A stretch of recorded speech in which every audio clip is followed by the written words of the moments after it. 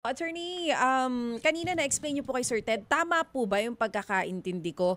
Yun pong mga nabigyan ng lisensya ng mga contractors is posted dun po sa PCAB website?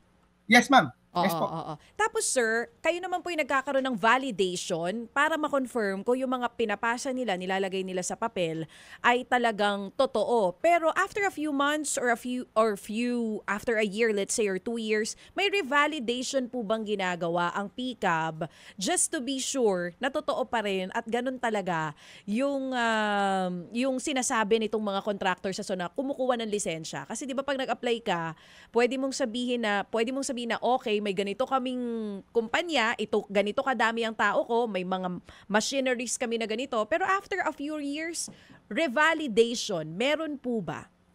Unang-una ma'am, nabanggit po kanina na sila ho ay required mag-renew ng lisensya whether yearly or every 2 years or 3 years. So sinasubmit ho ulit nila ito. Kung may pagbabago o wala man ng pagbabago, tinitingnan po muli ito. I-evaluate ho ulit ng aming ahensya.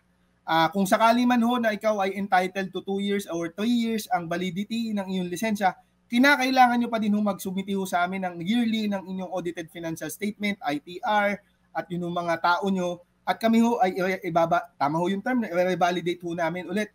Kung ito ba ay tama, tusulat ho kami sa mga different agencies like banks or BIR, kung tama ho ba ang naisumiti ho sa amin, tama ba ang kanilang nabayarang buwis. Mga ganito po, Ma'am Chacha. Oo. Attorney, kung 50 lang po kayo at ang dami ng mga contractors sa gusto magkaroon ng lisensya, kayo na po mismo sumagot, enough po ba yung tao nyo? O for you, kulang talaga ito? Kailangan ba dagdagan ng pondo ang PCAB? Kailangan po talaga namin ng karampatang tao pa po. Madami pa po sana, kaya po kami ay humihingi po ng tulong para mabigyan pa po kami ng plantilla positions o budget naman po para makapag-hire naman po kami pa po ng empleyado para makatulong pa ho. Para ho unang-una mas mapabilis ho ang aming serbisyo at pangalawa ho para ho magawa pa ho namin ang iba pang dapat na gawin ng ahensya upang maging truthful naman ho kami sa mandato at mas mapatupad ho namin ang mandato ng PICAB. Last na lang po, attorney. Kasi kanina nagbanggit po kayo ng mga categories nitong mga lisensya natin. May binabanggit kayo, kailangan nga may years of service pa yung mga engineer, 60 years bago maging quadruple ang isang contracting company. Pero kung ako po ay may pera, gusto ko magtayo ng construction firm, I have the money, pwede ako mag-hire ng mga tao na may 60 years of experience na. Pwede bang di na ako dumaan sa ibang category? Diretso na po ako sa quadruple A? Pwede ma'am, pwede po. Ito ang kategorya po ay ang nagdidikta po ng kategorya niya applyan niyo whether category E to quadruple A ay ang technical financial aspect po plus overall credit points na makukuha niyo after our evaluation of your application po. Opo. Di ho ba, sir, sa inyo pong kategorya na triple A, no, kaninyo, meron po lamang minimum, no, dapat na at least meron ka gantong yaman para ka maka-accomplish nga ng gantong kalalaking government projects na doon sa level mo. So, sir, sa usapin po ng equipment, kaninyo magkano po ang threshold? Sir, yung po, hindi ho kasi porket nagsimula ho kayo sa triple A or quadruple A, ay maaari na ho kayong, kung halimbawa po kayo bagong lisensyado lamang, at ang nakuha niyo ho lisensya ay quadruple A or triple A, hindi ho nangangahulugan na maaari ka nang kumuha ng malalaking proyekto sa gobyerno on your own.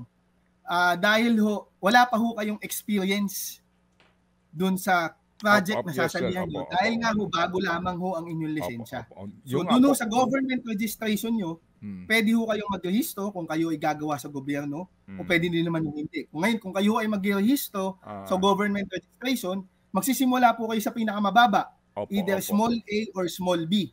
So nangangalugan ho, kung sakali ho kayo ay small B, ang pwede nyo lamang salihang proyekto ay up to 30 million project. 30 million pesos. Kaya nga po may mga joint venture kung sakasakali. Anyway, tama po kayo, ang punto po dito ngayon, attorney, is yung katotohanan, no, doon sa contractor, sa kanyang kakayahan na mangontrata sa gobyerno. Opo. Attorney, meron na ba kayong napuntahan ng inyong mga tauhan ng mga construction companies na nagke-claim na meron silang gantong dami ng equipment, yung pala hindi totoo? O kaya, meron naman hindi naman nila pag-aari? Opo. gaya ho nang nabanggit ko, ito ho ay depende lamang ho kung kanilang i-declare sa kanilang financial statement. Kung wala ho silang declaration na sila may equipment, for example, bulldozer or whatever, kung ano man po, hindi ho namin sila dapat, wala ho kaming post-verification regarding dun sa wala ho sila. Kung meron ho silang dineclare, yun lamang po. So pwede po, so kung ganyan, attorney, pwede po ang isang construction company walang equipment.